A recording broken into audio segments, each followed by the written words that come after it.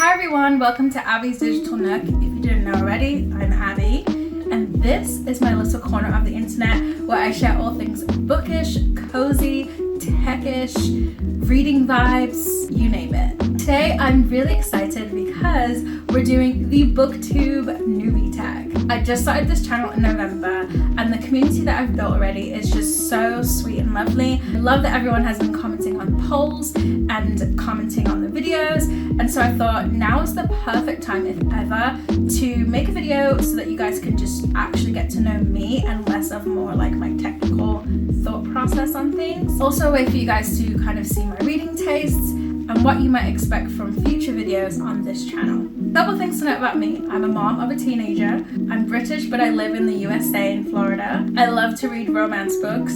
And for work, I am a full-time motion graphics designer. Okay, so I asked ChatGPT to make me a new BookTube Newbie Tag. I know that there are tags floating around, but I feel like I wanted to just switch it up, freshen it up. Another thing about me is that I'm a coffee addict, and I have one of these filled with coffee every single day. Okay.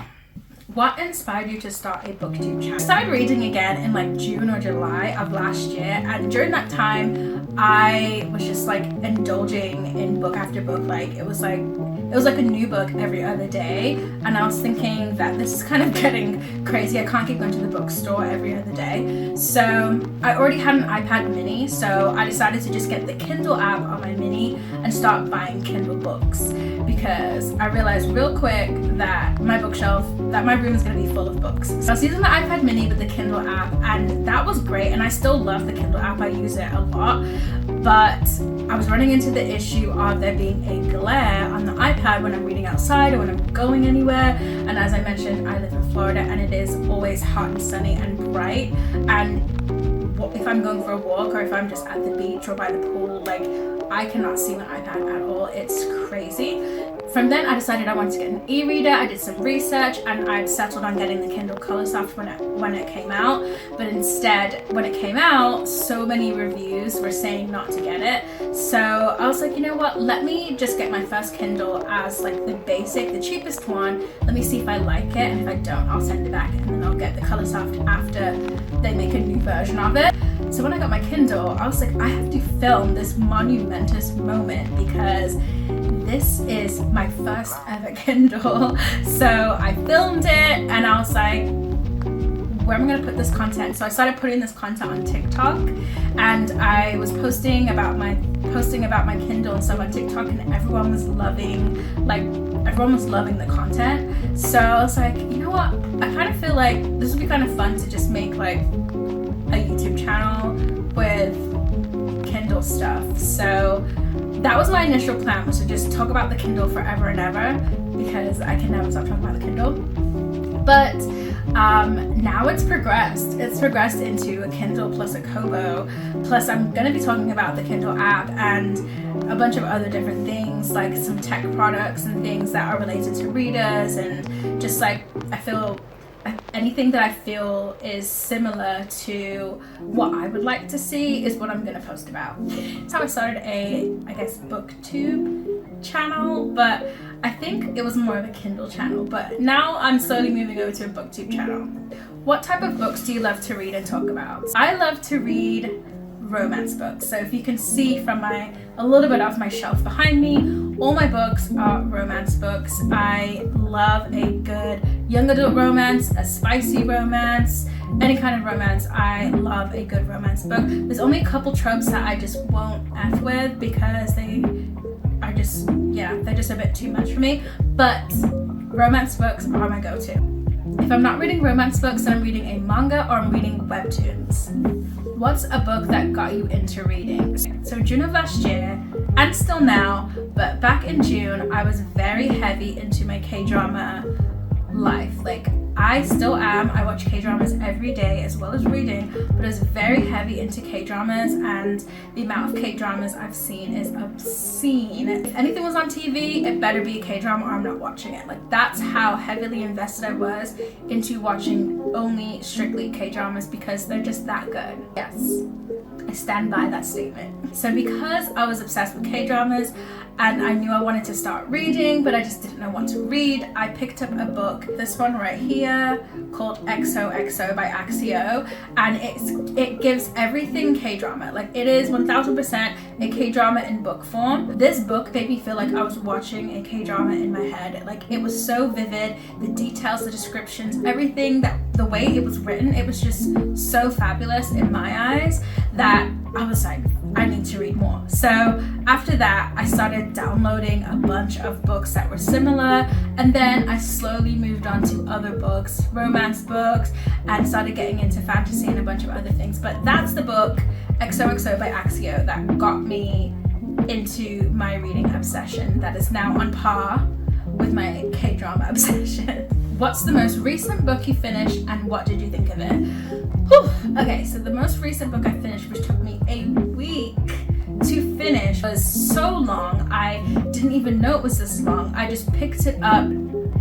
This is the last book I read, and I thought this was going to be like a quick Christmas read, like a 200-page, 300-page quick, like cutesy romance. Absolutely not. I didn't even read the synopsis. I went in blind. I thought it was going to be a really cute Hallmark type quick read. Okay, I thought it was going to be quick. This thing is over 500 pages. I wasn't expecting it to be this long, and it's so slow. Like, it has the slowest enemies to lovers trope ever.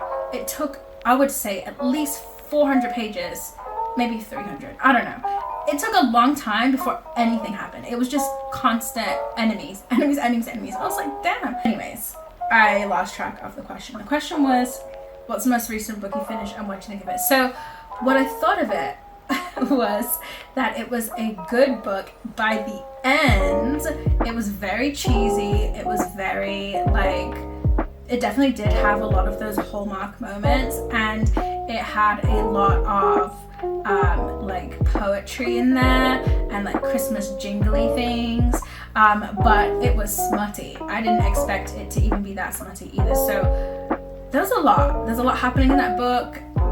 I liked it. I probably would say it's like 4 stars. Definitely not a 5-star read at all. I would never read that book again, ever in life. What's a book or genre you would like to explore more this year? Okay, so I think I would like to read more fantasy. So I started reading some fantasy books last year. I started by series, and obviously I went with whatever was on Book Talk because I knew absolutely nothing about fantasy series. And I read ACOTAR, and then I read Powerless, and I also started the Throne of Glass series. So I guess those are considered romanticities. So I want to read more of those because I thoroughly enjoyed them. I actually didn't really read them in my Kindle. I listened to them with Audible because I have an Audible subscription, and I used my once a month credit to get a romantasy book because those books are way too long for me to be sitting and reading. Weeks finishing a book. I want to just be able to digest it in a full session, and I digest it much better by listening rather than me staring at the words. So romantasy is what I'm gonna try and get some more of in 2025. The next question is, do you prefer ebooks, audiobooks, or physical books, and why? So I kind of just answered that question, but I prefer ebooks over physical books. I only like physical books if the cover is pretty. So as you can see, I've got like a little theme going on of like pink. I'm heavily invested in getting digital ebooks over getting physical books. If the physical book is pink, if it's aesthetic, if it has a cute cartoon cover, if it's like something where it has a really nice illustration, then I'll buy it physically. Other than that, it's going to be a digital version. And I love using Assistive Reader. I love using Assistive Reader on all my different devices, and I like using Alexa, and I like audiobooks, and I like Libby. So I would say I'm more of an audiobook assistive reader over a like sit and read the words type of reader, but I do all of them. What's your go-to reading setup? So Oh, good question. Okay, so typically when I like to read, I'm actually not in a cozy space. I know that most people like to sit in like a little cozy reading corner and read, but when I'm reading, I'm usually not in a cozy situation. I'm probably reading while working, or I'm probably reading while on a walk, or reading on the treadmill, or yeah, I'm just never usually sitting in my bed reading because my body is too conditioned to, if I'm comfortable and cozy, then it's sleep time. And if I'm not comfortable and cozy, like if I'm sitting up in a chair like this, I could sit and read for a couple hours. But if I'm laying down with a blanket in my bed or in a really nice like squishy couch, I'm gonna fall asleep straight away. So I know that's definitely different to most people who read, but that's just me. What is your favorite bookish memory? I don't really know what a bookish memory is, but I'm gonna just say my favorite moment from a book maybe. So one of my favorite books I've ever read is called Husbands, and I actually talked about this book in my December 12 Days of Bookmas, but this book had a moment. This book overall was just so good. It's about a woman who owns a magical apartment with her sister, and she goes upstairs to her attic to get something, and when she comes down, her husband comes down, and she doesn't have a husband, but now apparently she does, and her whole world around her like magically has changed, and now she's married, and everyone around her is in on it, like they're all like, yeah, you're married.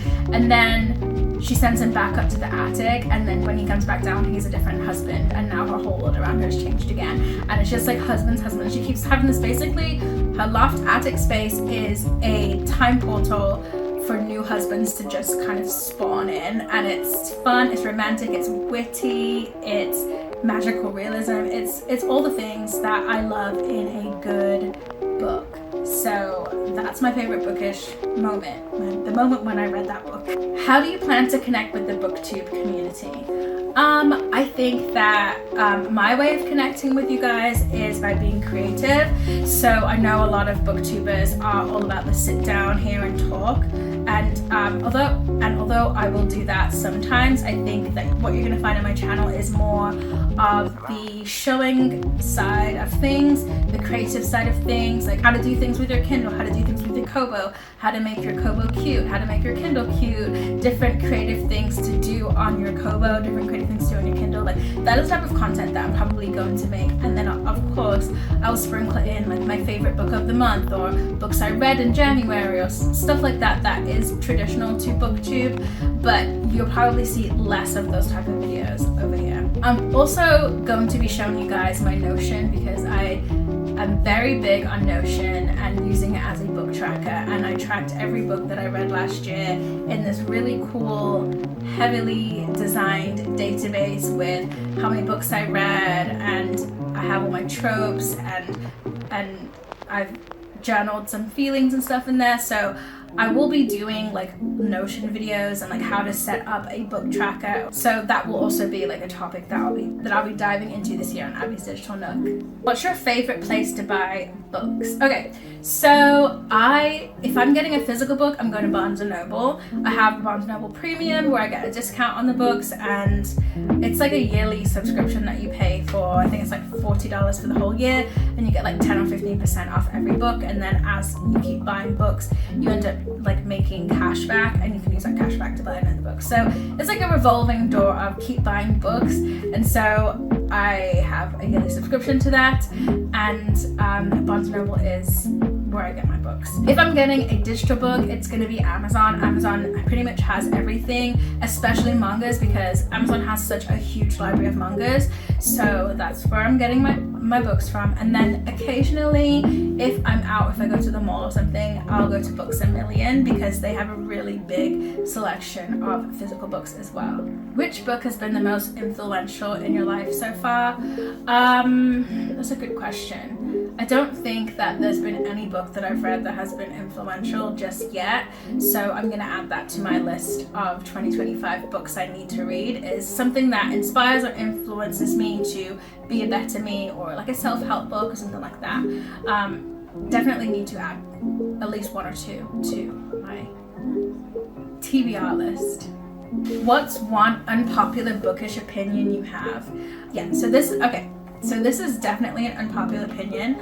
I love a good romance book that has cartoon covers, and I know a lot of people don't like cartoon covers because they feel like it's deceiving, and the book basically, especially books that are like 18 plus, they are very smutty and they have cartoon covers on it, so you think it's like a young adult cutesy romance. So I personally prefer cartoon covers because I do like to read all kinds of books, and if I'm reading a book that is pretty smutty, I don't want to be walking around or on the treadmill or whatever, wherever I am. I don't want to be with that book with a shirtless guy on the cover so everyone knows I'm reading a smut book. I want to read my smut book in peace privately, which obviously a Kindle or a Kobo makes sense for stuff like that, but if you're reading a physical copy of the book, I don't want a cover with a shirtless guy in it. I just want something cute that looks like I'm reading something innocent or something adorable and not what it actually is. And then also, I know a lot of people said, oh, they should just do books that have text on it. Yeah, they could, but that's boring. Books with text on it is boring. It should be like, I think the illustrations are great. I think the artists do a fantastic job. I think that it looks great on the bookshelf, and no one knows what the book is about unless they open the book and read it. So I am a big fan of cartoon book covers, and I know that this is a very unpopular opinion. A lot of people just despise the idea that it's a cartoon book cover when the book is definitely not cutesy, cartoony, child friendly. They should just put a rating on there that just says 18 plus. That's what they should just do. What's a book series you'd love to reread? So I think that I would love to reread ACOTAR for the first time again. So I haven't really read many series. The only series I've read are the romantasy series that I talked about, like ACOTAR and Powerless. But I think that if I was to say a book that I would love to reread again, in fact, let me pull up my Notion because I have a whole collection on Notion called Rereadables. I'll show you guys. Okay. Oh, that's right. Okay. So the book that I would reread again would be Picking Daisies on Sundays, Check and Mate by Ali Hazelwood, Hate Mail, The Summer I Turned Pretty, A Werewolf's Guide to Seducing a Vampire, and The Love of My Afterlife. Those are all books that I would love to read again at some point. And then the series that I would read again obviously would be ACOTAR, and then The Summer I Turned Pretty, the Maple Hill series, which is basically Icebreaker, Wildfire, and then Daydream. That series is so fun, and I guess that's a perfect example of the cutesy book covers that are deceiving, because those books are definitely 18 plus. Do you annotate or take notes while reading? If so, how? So I'm not a big annotator, although I want to be. That is one of the reasons why I wanted a Kobo. I want to be able to kind of just annotate and draw and doodle on the books, because I'm a designer and I'm an illustrator, and I just want to draw little hearts and things all around my books. But I know that like I should be seriously annotating like my thoughts and feelings. So I wanted to get a Kobo for that reason, and I did a double upload today. So if you haven't already seen my Kobo unboxing the Meta Pen video, that you can watch directly after this, because I actually test out the Meta Pen on the Kobo to see how it is annotating as well, and I kind of just like unbox it, and like I'll do a more in-depth video later on actually annotating, maybe like how I annotate once I kind of get into the groove of things. But there's a little tester in there of annotations, and I have annotated a few books on paper. On my physical copies, I definitely annotated Icebreaker, and there's a couple other books that like from last year that I annotated on. Like one of them I think was The Upside of Falling, which is a really cute like Wattpad type book. But again, I don't annotate every single book, but it is something I definitely want to do. What kind of videos can your audience expect on your channel? So I touched on this a little bit already, but it's going to be Kindle related, Kobo related, a little bit of books that I want to read, and I'm going to be doing other tech related things. Like I might do I'm going to be doing unboxings of other tech as well as I slowly get them. So if I see, like, for example, I might decide to purchase the little purse Kindle, and I'll unbox that and maybe talk about it. So who knows, there'll be other tech, other little cutesy things that I think will work well with e-readers, or work well as just little cute, like, techie items for your reading space or your cozy space. So stay tuned for that.